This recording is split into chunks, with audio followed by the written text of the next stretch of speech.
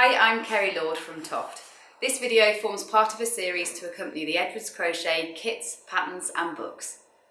So in this video I'm just going to show you how you would add the slip stitches, the supporting slip stitches to Wanda the Frill neck lizard's frill that sits around her head. So basically why I've decided to add these, and they are optional, of course you don't have to add them, is that what they will do is just support those increases on the frill that mean that the frill will stand up by itself. So it just gives you a bit of a neater finish, that when you finish your lizard the frill will sit up like this rather than curling a little bit on those edges and points. So all you're going to do when you've finished adding your frill is to put your hook in along your increase line. Now you're using half treble so in your increases, so it's quite easy to see where that increase line is, but it's where your point is basically. If you find your point on your frill, start from the head and that's what you're aiming at when you go up. There we go. So slip stitch into position with your yarn. There we go. And we're just going to slip stitch up the fabric. So into that next stitch and through, into the next one and through, and travel all the way up the frill like that.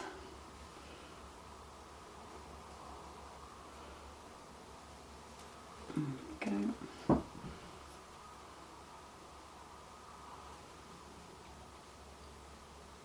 So this one's worked in batch 7, which is our latest hand-dyed yarn from TOFT.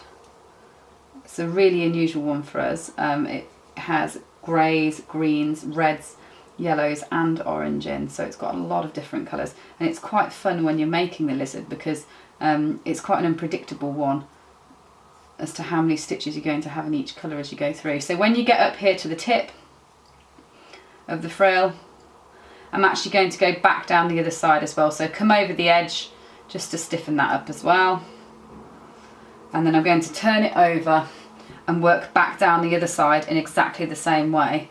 And as you can see straight away, basically irons out the creases a little bit so that those edges will stand up. Now once you've done it round that one, I will also do this final, the final edge. I'll just show you that because it will really help there too, to add it onto this top curve in exactly the same way.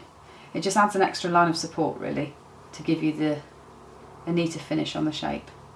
There we go. So go up the edge of this end one in exactly the same way.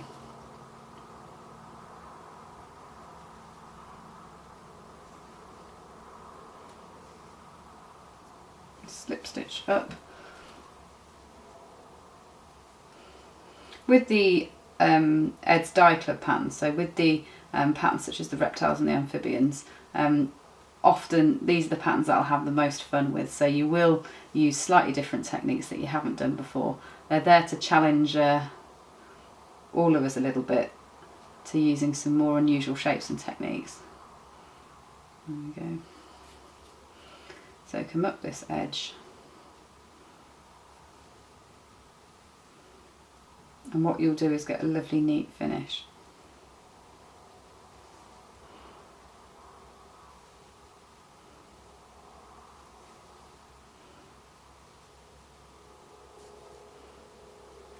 Go. And you can, again, as I did before, always go back down the other side, but you see immediately it stops that curling that you've got on that side and means that it's going to stand up and make her frill stand to attention.